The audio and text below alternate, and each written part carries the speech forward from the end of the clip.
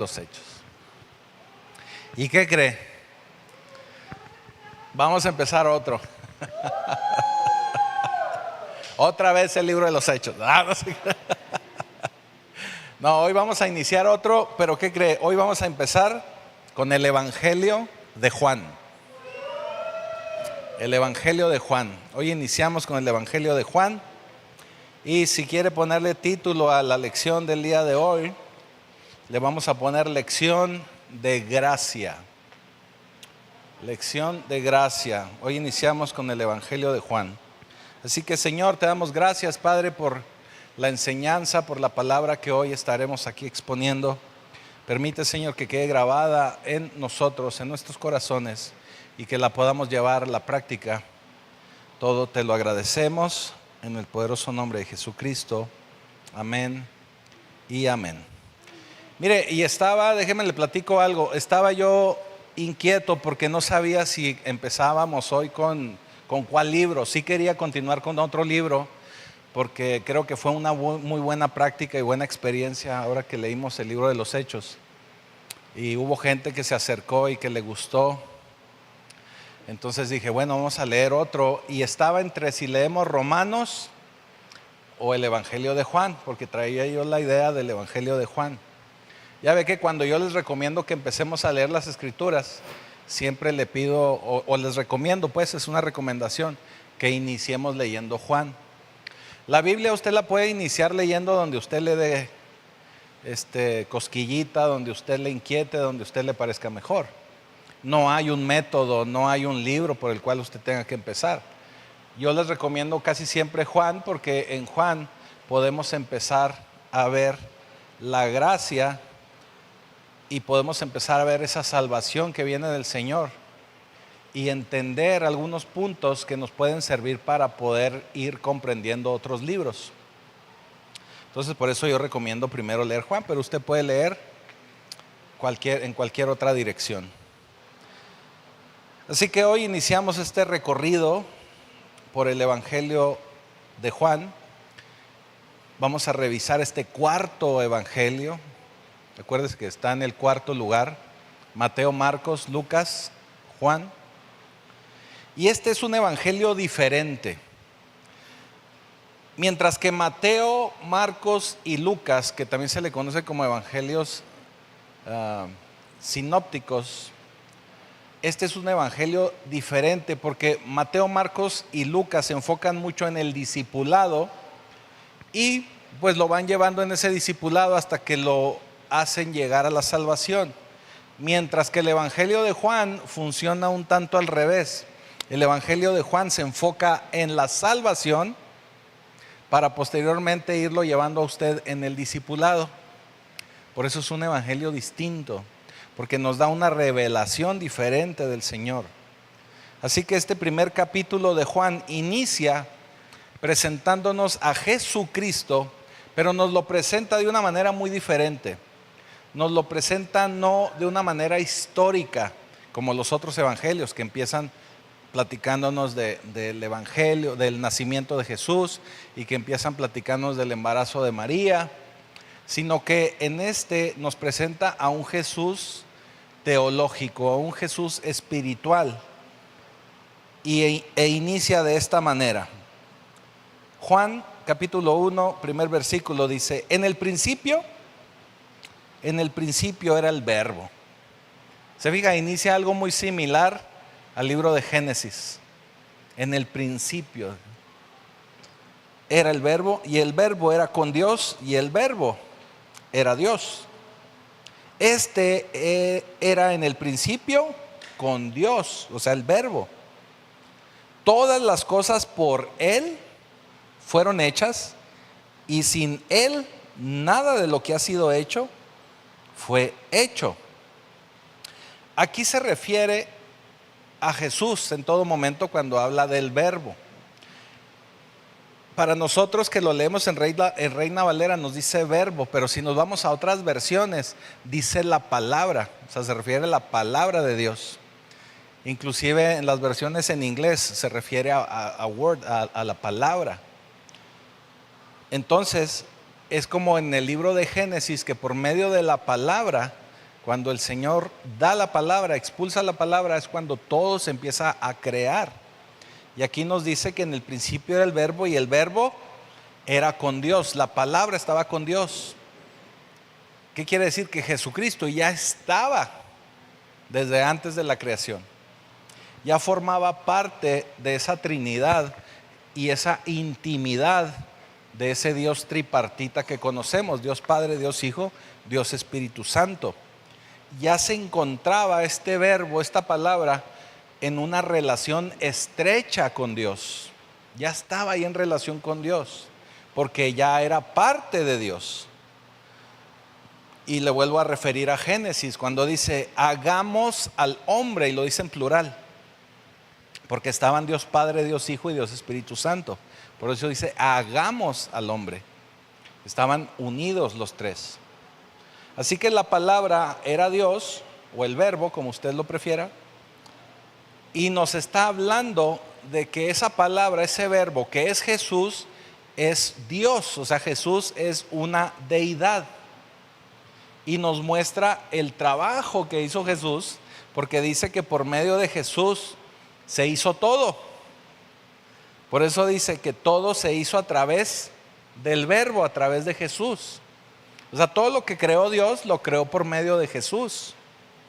Así que Dios lo hizo a través del verbo, a través de la palabra, que es Jesucristo. Y todo eso que Él creó, a todo eso le dio vida.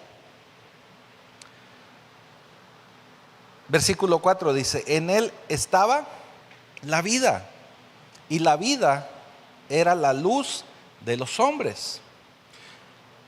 Él, todo lo que creó, que era una creación inanimada, la convierte en una creación animada, le da vida.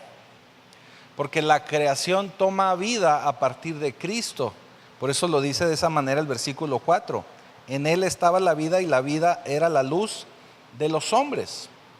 Significa que también por medio de esta palabra, de este verbo, el Señor le empezó a dar luz a los hombres y por medio de esa luz nos dio vida, nos da vida. Nos creó, vaya, en otras palabras, creó al hombre. Jesús trajo vida física o existencia, pero también trajo vida espiritual a esa existencia. O sea, Él creó todo. Crea la vida, nos da vida, pero también crea una vida espiritual. La luz, versículo 5 así lo dice, la luz en las tinieblas resplandece y las tinieblas no prevalecieron contra ella. Eso significa que la luz era necesaria porque existían tinieblas. Ya estaban las tinieblas en la tierra, ya estaban las tinieblas en la creación. Por eso se necesitaba la luz. Y la luz vino a alumbrar al hombre para mostrar cómo son realmente las cosas. Acuérdense que cuando no tenemos la luz de Cristo, cada uno de nosotros tiene su propia verdad.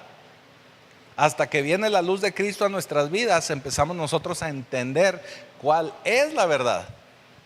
Porque mientras no hay luz, vivimos en las tinieblas. Y cada quien vive de acuerdo a lo que mejor le parece y como mejor lo entiende. Porque no hay luz. Al inicio del versículo 6, el Evangelio nos presenta a un hombre de nombre Juan. Y se refiere obviamente a Juan el Bautista. Este hombre, este Juan, fue enviado por Dios, es un enviado de Dios, porque él tenía que venir a ser testigo, a dar testimonio de Dios y a dar testimonio de esa luz que viene de Dios, donde sabemos ahora que la luz es Cristo.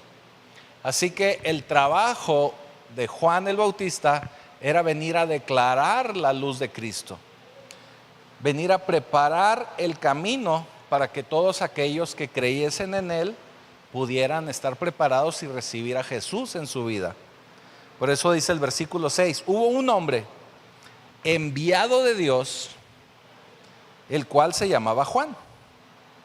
Este vino por testimonio, o sea, vino a dar testimonio para que diese testimonio de la luz a fin de que todos creyesen por él.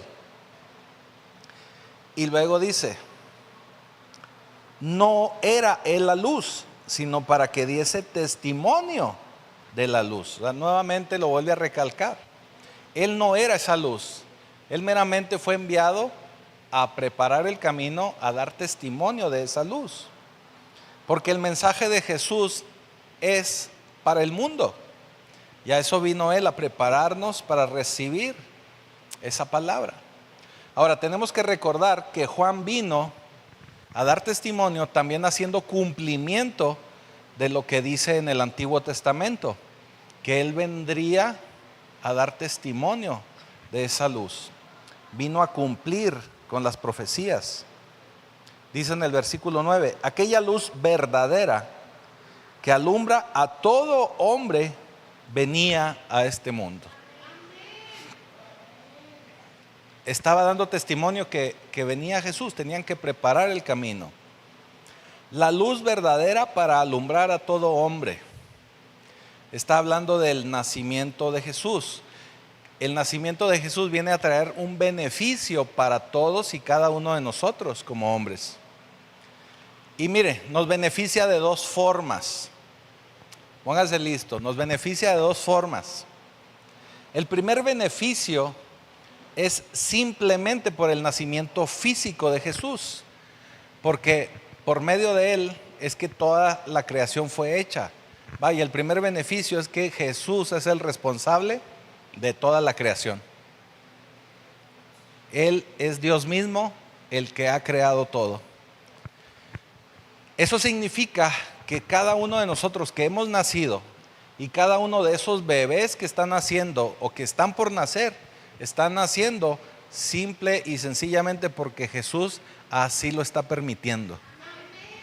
O sea, todos hemos sido creados, todos hemos nacido porque Jesús así lo ha decidido. Ese es el primer beneficio. Por eso Él viene a beneficiarnos a todos los hombres. De Él es toda la creación. Así que podemos decir que nadie que tenga un bebé o que va a tener un bebé puede hacerlo sin agradecérselo a Jesús.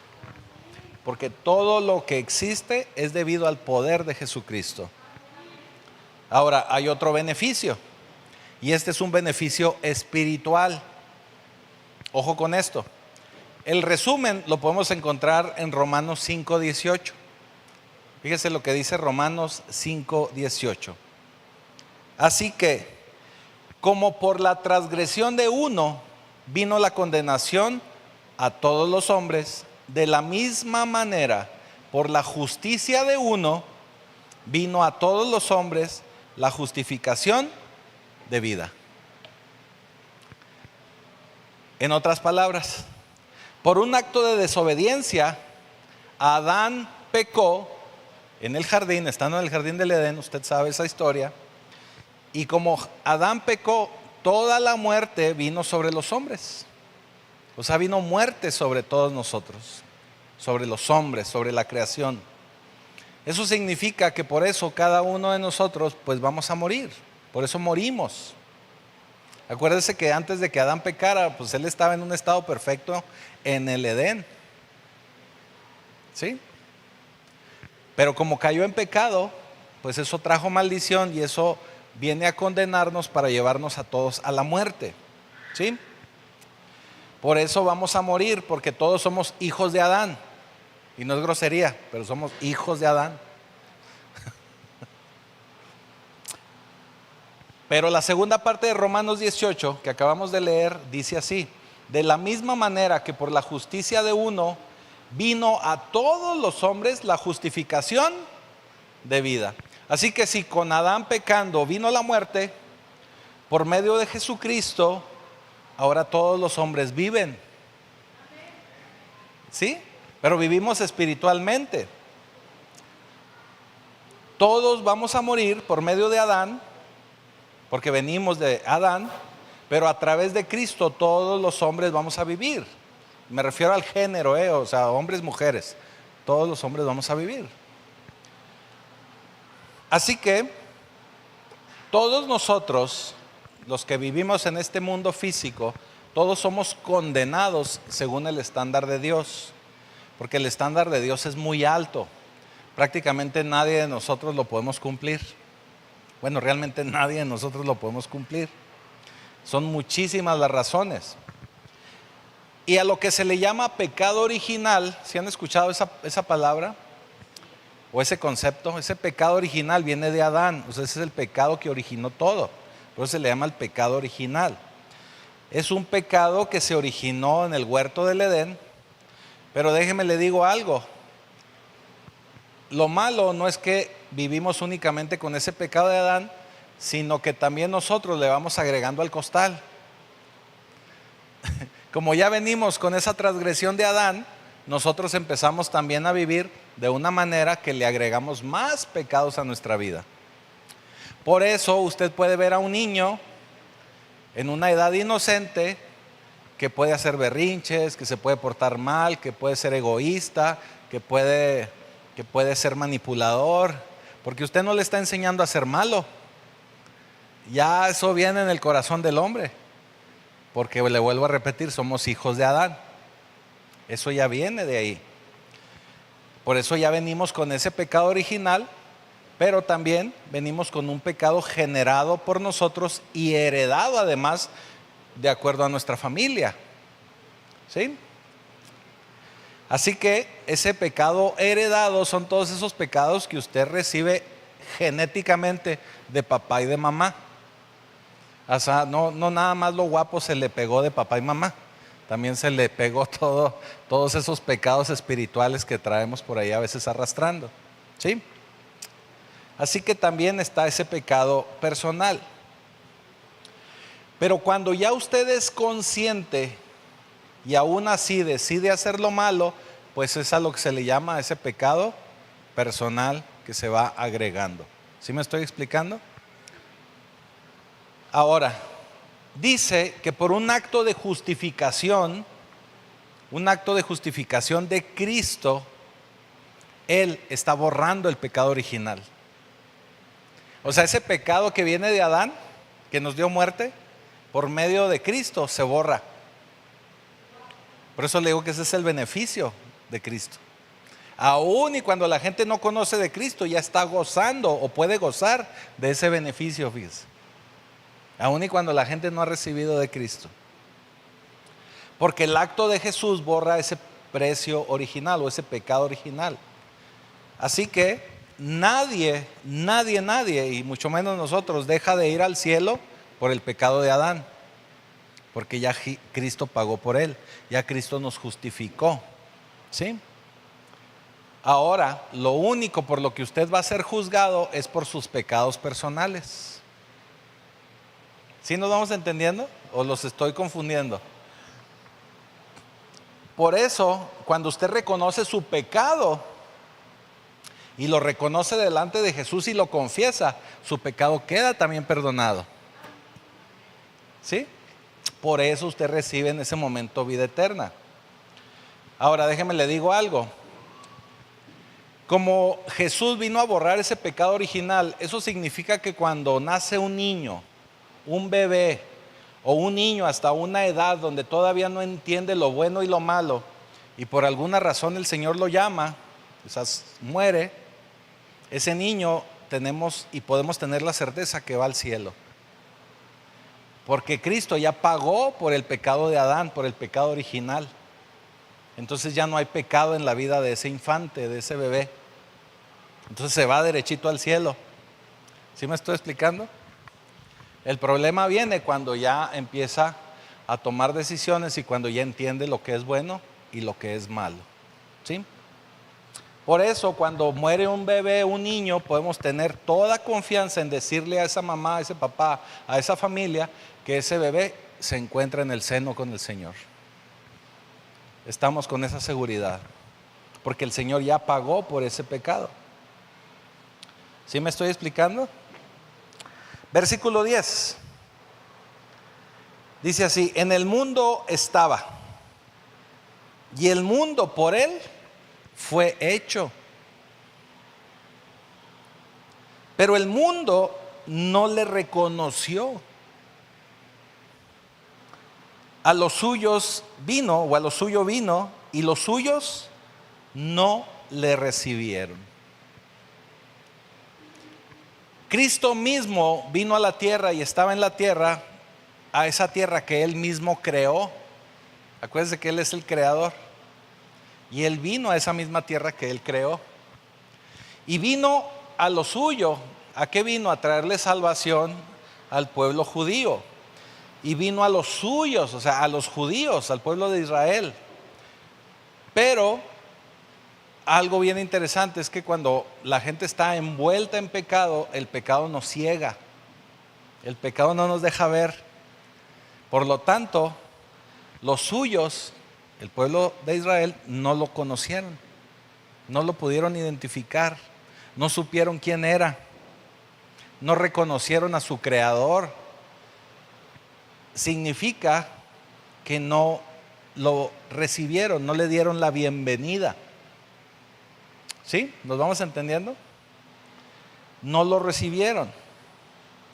Dice versículo 12, mas a todos los que le recibieron, a los que creen en su nombre, les dio potestad de ser hechos hijos de Dios, los cuales no son engendrados de sangre. O sea, todos nosotros, ahorita le explico un poco más, todos nosotros no somos judíos. ¿Sí? ¿Verdad? Digo, a menos de que se haga una prueba o se dé cuenta que es sefardita, o se dé cuenta que es algo así de descendencia del tatara bisabuelo que era judío, pues bueno, tal vez. Pero nosotros no somos judíos. Pero si hemos creído en Jesús, Él nos ha recibido. ¿Sí? Eso significa que cuando alguien reconoce y recibe a Jesús como su Señor, recibe el regalo de vida eterna, que eso es lo básico que todos sabemos. Pero eso significa que nos está dando el derecho legal de ser llamados hijos de Dios. En otras palabras, no somos hijos de sangre, pero somos hijos adoptados. O sea, legalmente somos hijos de Dios. ¿Sí? Hemos sido adoptados. Por eso dice, los cuales no son engendrados de sangre, ni de voluntad de carne, ni de voluntad de varón, sino de Dios. O sea, por voluntad de Dios, porque Dios así lo decidió. ¿Sí? ¿Vamos bien? Creer en el nombre de Jesús es creer no solamente en la nomenclatura, o sea, no está hablando de Jesús la palabra, sino de Jesús la persona. O sea, detrás de ese nombre hay una persona y hay un trabajo que Él vino a hacer, una obra que Él realizó. Eso es lo que tenemos que creer, en la persona y en la obra que hizo, no únicamente en el nombre. Tenemos que creer verdaderamente quién es o quién es Él. Versículo 14. Y aquel verbo fue hecho carne. Fue hecho carne y habitó entre nosotros. Y vimos su gloria, gloria como del unigénito del Padre, lleno de gracia y de verdad. Aquí en este versículo 14 vemos algo que podemos llamar o que llamamos su encarnación. ¿Qué significa encarnación? Que Dios fue hecho hombre. Significa que fue hecho carne, ¿sí? Como nosotros. Significa que llegó a su humanidad. Se convirtió en humano, en una persona como lo somos cualquiera de nosotros. Ahora, ¿cómo lo hizo? Yo sé que la mayoría más o menos ya lo entiende o lo entiende bien. Lo hizo por medio del nacimiento de una virgen, de una mujer. Ese fue el mecanismo que Dios utilizó para convertirse en un ser humano, o para convertir a Jesucristo, convertirse él mismo en un hombre. Esto significa que el óvulo de una mujer fue fecundado por el Espíritu Santo. Ahora, cuando lo escuchamos así de bote pronto, ¿verdad? De un óvulo fecundado por el Espíritu Santo, Nosotros en nuestra naturaleza pensamos en que se juntaron dos ADNs. Y sí, pero eso no significa que Jesús haya sido mitad Dios y mitad hombre. No significa eso. En el caso de Jesús es que Él es totalmente hombre, Él es totalmente un hombre. Él nació y fue puesto en un pesebre. O sea, como cualquiera de nosotros, Él es un hombre, es un ser humano. Pero también es totalmente Dios, porque ¿qué cree? Por medio de Él creó a su mamá. ¿Sí entendió? O sea, por medio de Él creó a María, Él creó a su mamá. Si es el creador de todo, pues Él creó a María. Pero al mismo tiempo, por medio de María, de esa virgen, nace Él, se encarna Él y se convierte en hombre. Pero por eso le digo, no es mitad hombre, mitad Dios. Es totalmente hombre, pero también sigue siendo totalmente Dios. Es totalmente hombre porque usted puede ver cómo tenía ciertas reacciones. Ahora que ya conocemos más de su vida, sabemos que él tenía hambre. ¿Recuerda que tenía hambre y fue a buscar una higuera? Él tuvo sueño y se durmió en un barco mientras estaba una tempestad. Eso nos habla de que era un hombre así como cualquiera de nosotros. Pero también era totalmente divino porque podía levantar gente de la muerte, podía resucitar a la gente. Era humano porque tenía sed, pero era Dios porque caminaba sobre el agua. Así que el Verbo se hizo carne y puso su tabernáculo entre nosotros. ¿Qué quiere decir esto? Que Él vivió entre nosotros. El tabernáculo es ese lugar donde residía Dios. Recuerden el Antiguo Testamento, que era el equivalente al santuario, al templo. Ese era el tabernáculo y ahí Él residía y ahí Él estaba en medio de su pueblo. Así Él se hizo hombre y vivió como unigénito del Padre, lleno de gracia y de verdad. Habitó entre nosotros.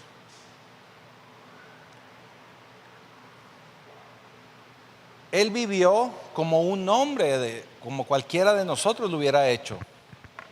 En el Viejo Testamento podemos ver que por medio de Moisés se establece la ley. ¿Sí? Y la ley, algo bien interesante de la ley que a veces no nos percatamos, es que el que Dios le haya dado la ley a Moisés, eso hizo que Israel como nación fue único entre las demás naciones. Ningún otro país, ninguna otra nación tenía una ley como la tenía el pueblo de Israel. Y Dios se comunicaba con su pueblo por medio de sus profetas, en este caso por medio de Moisés. Fue uno de esos grandes y el primer profeta que se empezó a comunicar con el pueblo. Acuérdese que Moisés iba y se encontraba con Dios en la montaña y venía y le daba instrucciones al pueblo. De ahí es de donde surge toda la ley, de ahí es de donde surge todo el Antiguo Testamento. Y es uno de esos primeros profetas que nos habla de la ley de Dios. Ahora, esto fue muy bueno para el pueblo de Israel. El único problema con la ley es que la ley se quedó corta. La ley fue muy limitada. La ley no tenía toda la amplitud de lo que Dios necesitaba y deseaba para su pueblo. Por eso la ley se quedó nada más limitada y hasta cierto punto podemos entender que la ley era temporal. ¿Por qué era temporal? Porque ya vendría Jesús y por medio de ese Hijo unigénito viene el Señor a traer y a entregar no la ley, sino su gracia y su verdad. Porque la ley no tuvo la amplitud que tenía el amor de Dios para con su pueblo. Por eso era necesario enviar a Jesús para que Él pudiera traer y entregar de su gracia. Ahora, esto es bien interesante porque cuando viene Jesús, Él entrega de su gracia. Pero esa gracia a veces la vemos nosotros muy limitada. Pero es tan grande ese amor del Señor que es una gracia sobre gracia. Y mira, ahorita le explico más de eso, pero vamos a seguir leyendo un poco. Dice en el versículo 15, Juan dio testimonio de él y clamó diciendo, este es de quien yo decía. ¿Se acuerdan cuando se presenta ahí con Juan? De este cuate es del que yo les estaba hablando. ¿Se acuerdan que les platiqué? Este merito es el que viene después de mí. Es antes de mí porque era primero que yo. O sea, Juan vuelve a dar testimonio que Jesús ya viene desde antes, que ya estaba desde antes, que es Dios, porque estaba con Dios y Él fue quien creó todo. O sea, venía Juan a hablar de Él, a presentarlo, a dar testimonio, pero mismo Juan dice, yo vengo antes que Él a preparar el camino, pero Él ya estaba antes que yo, porque Él está desde siempre, desde la creación, Él ya existía. ¿Se fija? Mismo Juan da testimonio de esto. A veces nos perdemos en esa parte, porque yo no veo que mucha gente predique de esto, ¿verdad? Y se nos pierden estos detalles. Y luego dice el versículo 16, porque de su plenitud, fíjese, de su plenitud, o sea, esto habla de algo enorme, algo pleno. Tomamos todos, y gracia sobre gracia, lo dice Juan. Tomamos todos y gracia sobre gracia. Eso quiere decir que es en abundancia, o sea, es pleno, esto es enorme. No alcanzaríamos nosotros a entenderlo. Nos hace falta toda la eternidad con el Señor para poder entender esto. Nuestro diminuto cerebro humano no alcanza a comprender esta plenitud de la que nos habla Juan. De verdad que no la entendemos, ¿eh? O sea, es algo enorme. Yo estaba pensando y meditando en esta gracia sobre gracia y yo me imaginaba como las olas del mar. ¿Sí ha visto el mar? Que llega la ola y todavía no termina de extenderse y viene otra atrás y luego viene otra atrás. ¿Sí se ha fijado? O sea, no termina. O sea, esto es gracia sobre gracia. Cuando ve que las olas van llegando a la playa, ve otra que viene atrás y no termina. Y no termina de llegar cuando viene otra. Y viene todavía otra. Eso quiere decir que como cuando va a algún restaurante y le dan para su refresco, el refil, apenas se lo está acabando y se lo vuelven a llenar. O que va a los desayunos y pide café y apenas ve que ya va bajando la taza y le vuelven a llenar la taza. Algo como eso. ¿Ya no sirven eso? Sí, no, sí hay. Sí hay. Sí. O sea, no terminan una cosa cuando ya les sirven otra. Gracia sobre gracia. Ese es el favor de Dios. O sea, el favor de Dios es tan grande que no lo podemos medir y no lo podemos terminar. Mire cómo lo dice Efesios 2. Efesios 2, versículo 7. Dice, Efesios 2, 7, para mostrar en los siglos venideros, en los siglos por venir. Siglos, le estoy hablando. ¿De cuántos años son los siglos? De 100. Y son siglos en plural, venideros. Las abundantes riquezas de su gracia. En su bondad para con nosotros en Cristo Jesús. O sea, no se va a acabar el café para cuando ya le llenaron la taza. Y así en cantidad de veces. Significa que toda nuestra eternidad con el Señor va a estar llena de la gracia de Dios. totalmente llenos, desbordados de la gracia de Dios.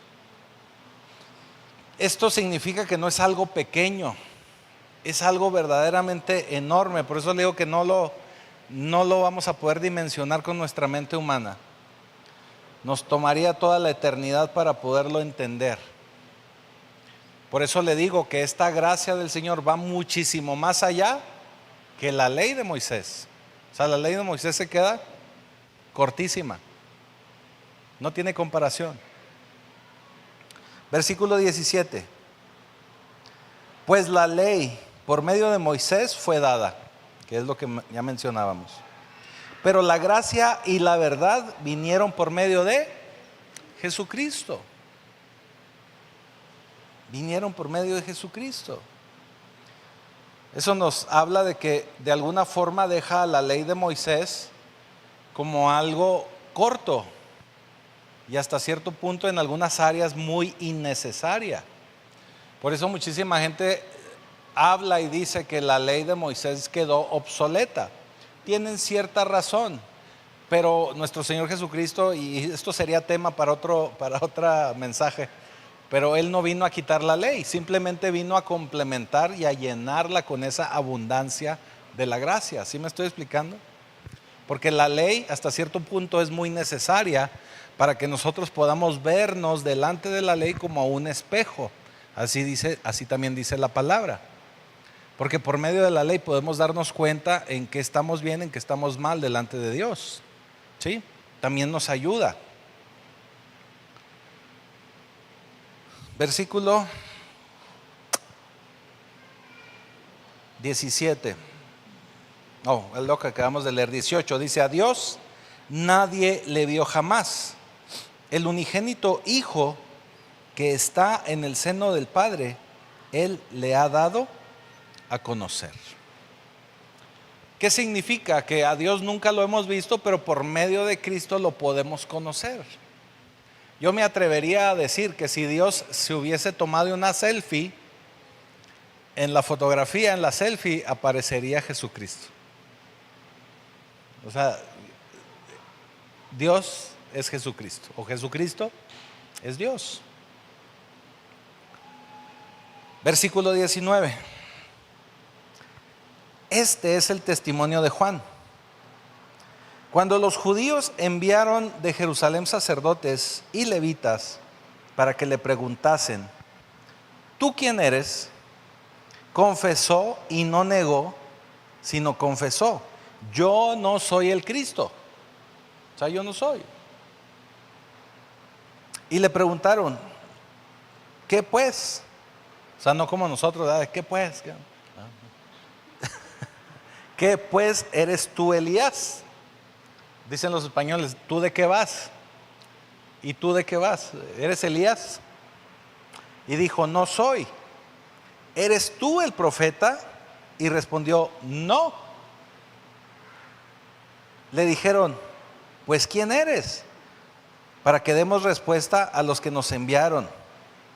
¿Qué dices de ti mismo? O sea, le empiezan a preguntar a Juan: o sea, ¿tú quién eres? ¿Tú eres el Cristo? Bueno, entonces eres el profeta. Entonces dinos quién eres, para poder nosotros ir a platicarle a quien nos envió a preguntarte. O sea, nada más nos dices que no. Está como los jóvenes de ahora, ¿verdad? Les pregunta uno algo y dice: no sé. ¿Verdad? ¿No le ha pasado con los jóvenes? Oye, ¿qué es? No sé. Oye, no sé, no sabe nada. Casi así estaba Juan el Bautista, ¿verdad? ¿Quién eres? Dinos qué tenemos que ir a decir. Y contesta Juan: yo soy la voz de uno que clama en el desierto. Haciendo referencia a Isaías 40, versículo 3. Pero no solamente eso dice, sino dice: enderezad el camino del Señor, como dijo el profeta Isaías. Por eso vuelvo a decirle, es referencia a Isaías 40, versículo 3. ¿Qué dice Isaías 43? Dice: voz que clama en el desierto, preparad camino a Jehová, enderezad calzada en la soledad a nuestro Dios. Él viene a preparar el campo, Él viene a preparar el camino para que llegue Jesús. En alguna ocasión, dándole un mensaje, yo le explicaba que los aviones no aterrizan en cualquier lugar, ¿verdad? Para que un avión pueda aterrizar y despegar, tiene que haber una pista de ciertas dimensiones, un lugar especial donde está preparado para que baje ahí el avión. Y que está preparado para que también el avión de ahí despegue, ¿verdad? Es un lugar especial. ¿Qué viene a hacer Juan? Él viene a preparar una pista de aterrizaje en la vida de cada uno de nosotros, en nuestra alma, en nuestro sentir, para que ahí pueda aterrizar Jesucristo, la enseñanza de Jesús, para que ahí pueda aterrizar el Espíritu Santo. Eso vino a hacer Juan. Vino a preparar el camino, a preparar la calzada, así como lo dice Isaías, para que venga Jesús. Eso vino a hacer. Esto es algo muy importante, porque esta preparación, Juan el Bautista se puso a clamar en el desierto, pero se puso a clamar donde el pueblo de Israel lo estaba escuchando. Porque acuérdese que en versículos anteriores, ¿qué dice el Evangelio? Dice, Él vino a lo suyo, pero los suyos no le conocieron, no le recibieron.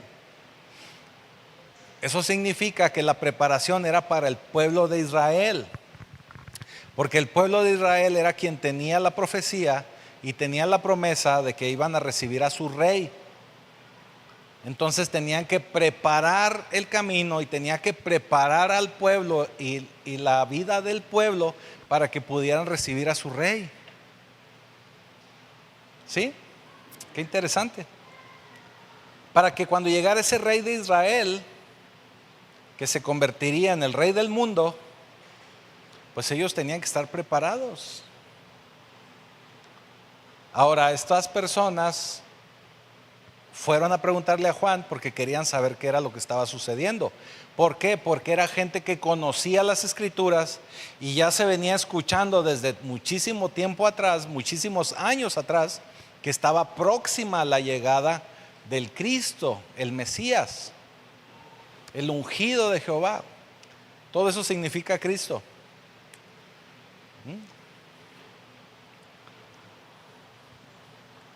Y sigue diciendo, versículo 24. Y los que habían sido enviados eran de los fariseos. Y le preguntaron y dijeron, ¿por qué pues? O sea, si no eres nadie, porque ya ves que dijo que no era nadie, que no era nada, sino una voz que clamaba en el desierto. Entonces, si no eres nadie, ¿por qué bautizas? Y si tú no eres el Cristo, o sea, el Mesías, el que ha de venir, ni tampoco eres Elías, ni tampoco eres profeta, ¿por qué bautizas entonces? Juan les respondió diciendo, yo bautizo con agua, mas en medio de vosotros está uno a quien vosotros no conocéis. O sea, yo los estoy bautizando en agua, pero ahí con ustedes ya anda uno que ustedes ni cuenta se han dado, ni lo tienen en el radar, ni lo conocen, ni lo han visto, y si lo vieron no lo van a reconocer. ¿Por qué? Porque estaban cegados por el pecado. Cuando no tenemos un discernimiento espiritual es porque hay algo ahí en nuestra vida, o el pecado que ha habido en nuestra vida no nos ha permitido poder despertar ese discernimiento espiritual. ¿Sí? Versículo 27. Este es el que viene después de mí, el que es antes de mí, desde la creación, del cual yo no soy digno de desatar la correa del calzado. Este es, allá se está presentando ahí Jesús. Y ya Juan le está diciendo, este es. Ustedes no lo conocen, pero este es. que yo vengo a hablarles de Él, pero que Él ya está desde la creación porque Él es Dios. Y yo no soy digno ni de desatarle el calzado. Así. Estas cosas sucedieron en Betabara, al otro lado del Jordán, donde Juan estaba bautizando. Versículo 29.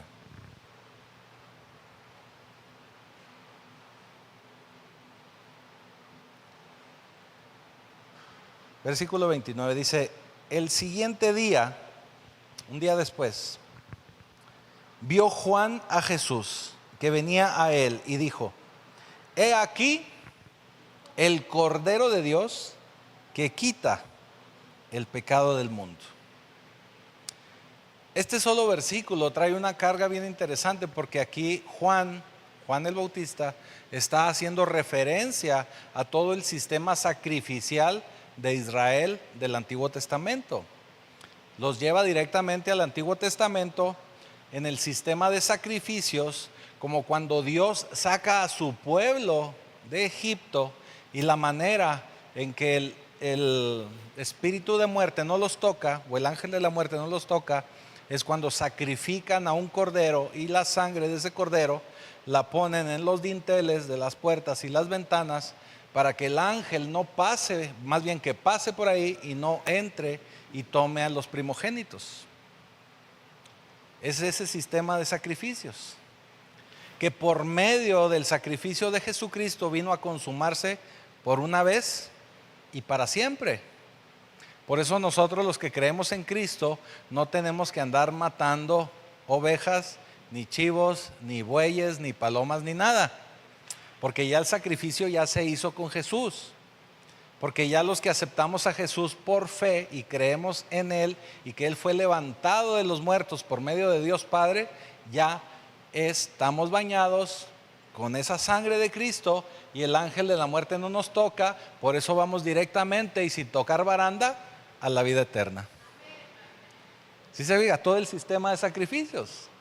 Por eso ahora en la gracia pues es mucho mejor y es más abundante, y es gracia sobre gracia. Eso significa que todo el sistema de sacrificios que estableció Moisés, o establece Dios por medio de Moisés en el Antiguo Testamento, pues era meramente temporal, hasta que viniera el Cordero de Dios, que quitaría no solamente el pecado del pueblo de Israel, sino que quita el pecado del mundo, de todo el mundo. Por eso le digo que es gracia sobre gracia. O sea, no fue nada más para el pueblo de Israel. Por eso es que hoy estamos aquí, hoy a las 8:30 de la noche, aquí en Pacto Vivo.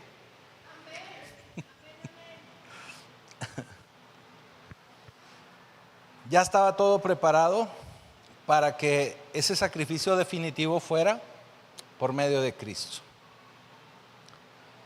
Ahora, antes de avanzar, mire lo que dice Primera de Juan 2:2.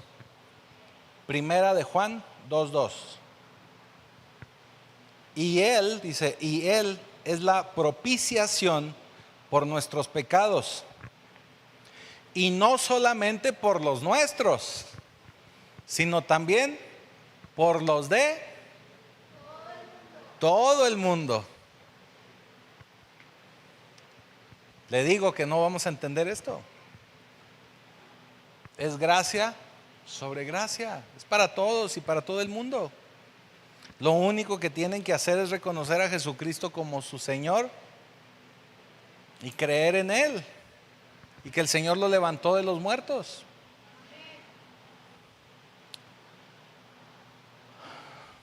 Versículo 30. Ya vamos casi a cerrar. Este es aquel de quien yo dije: después de mí viene un varón, el cual es antes de mí. Fíjese, ya es la tercera vez que lo dice Juan el Bautista. Y yo les digo que cuando lo repite la escritura varias veces es porque es importante. Es la tercera vez que lo repite Juan el Bautista, pero es como la cuarta o quinta vez que lo leemos en este capítulo primero de Juan. O sea que nuestro Señor Jesucristo ya estaba desde antes de la creación. Desde la creación. Porque Él era primero que yo, dice Juan. Y yo no le conocía, mas para que fuese manifestado a Israel. Por esto vine yo bautizando con agua.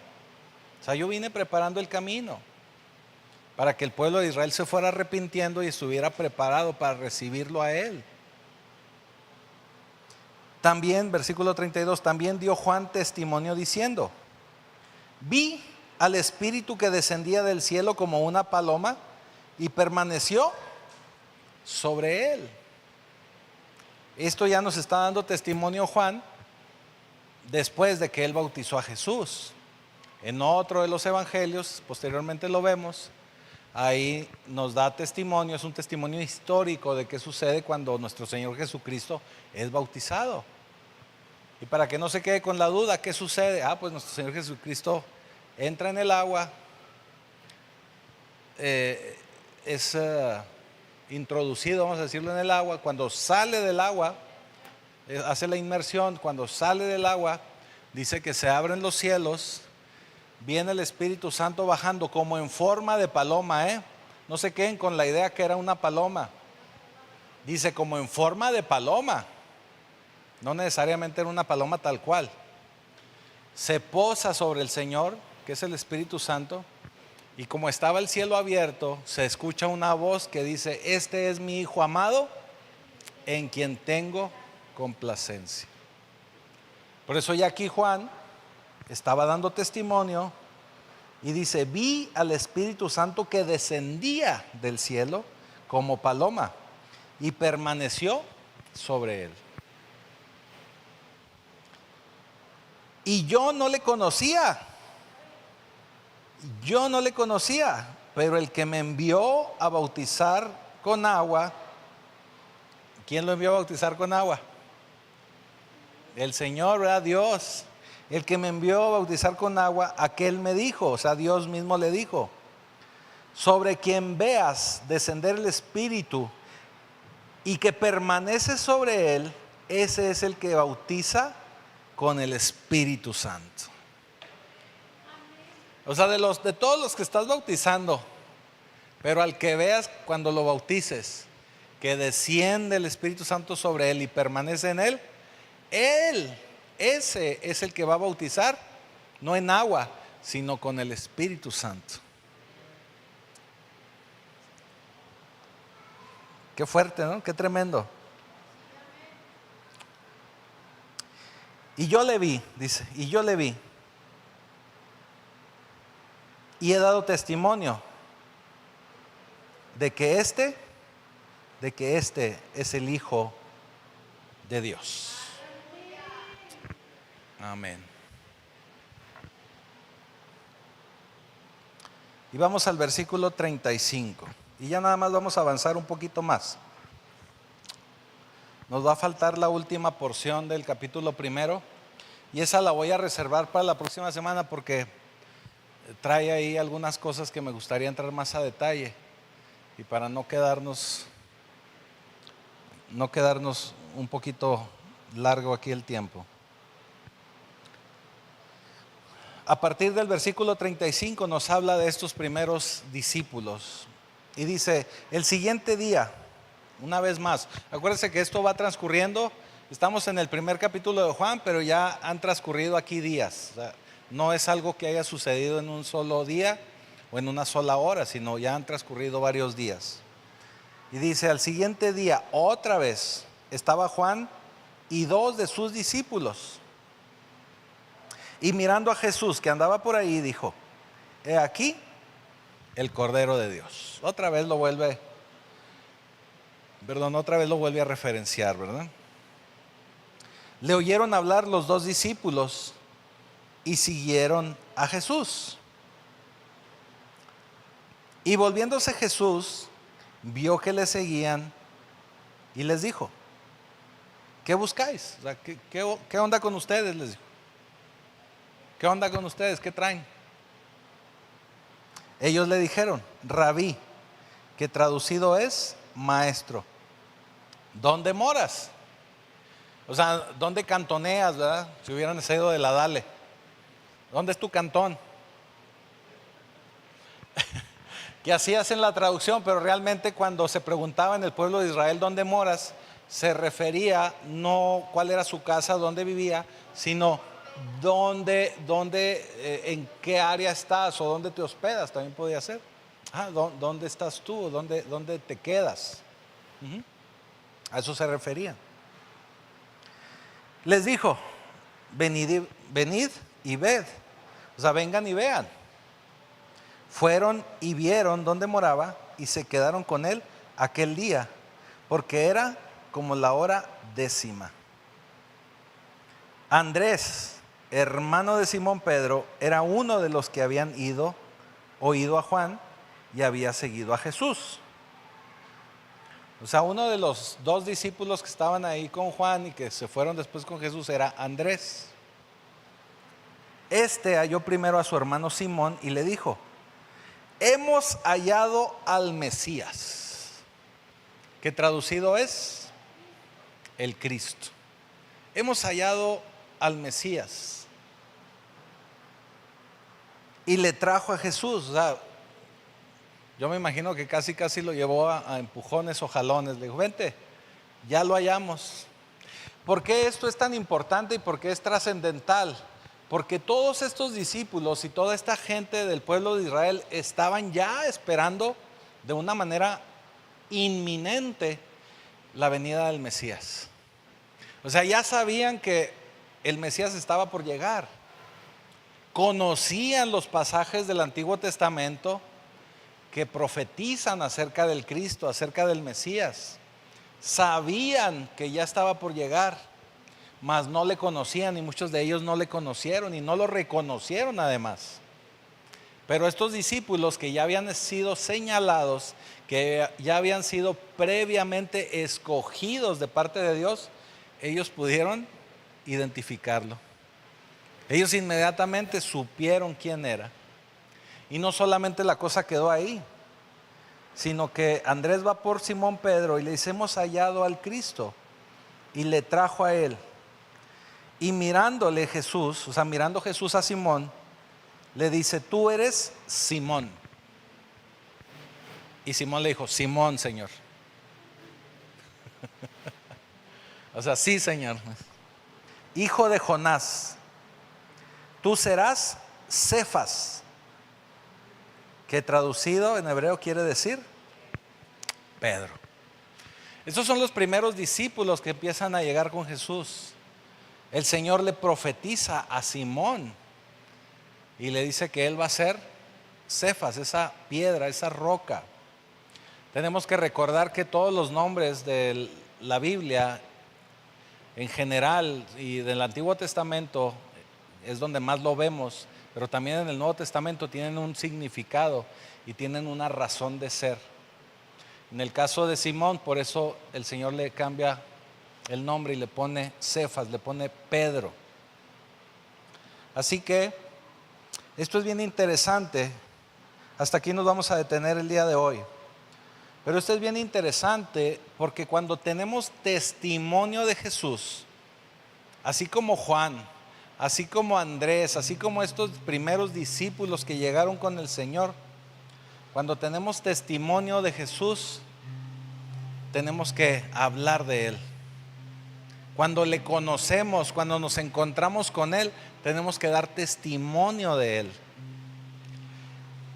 Cuando empezamos a tener claridad de quién es Jesús, que Jesús es el Señor, que Jesús es el Mesías, que es el ungido de Dios, vamos a empezar a tener claridad de quién es Él y no vamos a tener ningún problema en poder ser testigos de Él. ¿Qué le quiero decir con esto? Que para que usted hable de Jesucristo no necesita llevar un instituto bíblico. Lo único que necesita es reconocer quién es el Señor y lo que Él ha hecho por usted. Ahora, no me vaya a malinterpretar, no quiere decir que no estudie, no quiere decir que no haga un instituto bíblico, una licenciatura en teología, que ya estamos por iniciar este nuevo año, por cierto. No tiene nada de malo que estudie, pero me refiero que lo más importante es que usted tenga un entendimiento de quién es Jesús y se va a dar cuenta que usted no va a parar de dar testimonio de quién es Él. ¿Sí? Póngase de pie. Hasta aquí lo vamos a dejar esta noche y vamos a orar. Señor, en esta hora, Padre, te damos gracias porque estamos entendiendo, Señor, y estamos redescubriendo que necesitamos tener un encuentro contigo. Que podamos reconocer a nuestro Señor Jesucristo en todo momento y que podamos dar testimonio de su poder, de su gloria, de esa gracia que Él vino a traer, a entregar, que es una gracia abundante, que es una gracia sobre gracia, una gracia para todo el mundo. Permite, Señor, que podamos llevar ese conocimiento y esa gloria de tu Hijo Jesucristo a todos los rincones de la tierra. Y ya te damos gracias, Señor. Ya te damos gracias en el poderoso nombre de Jesucristo. Amén.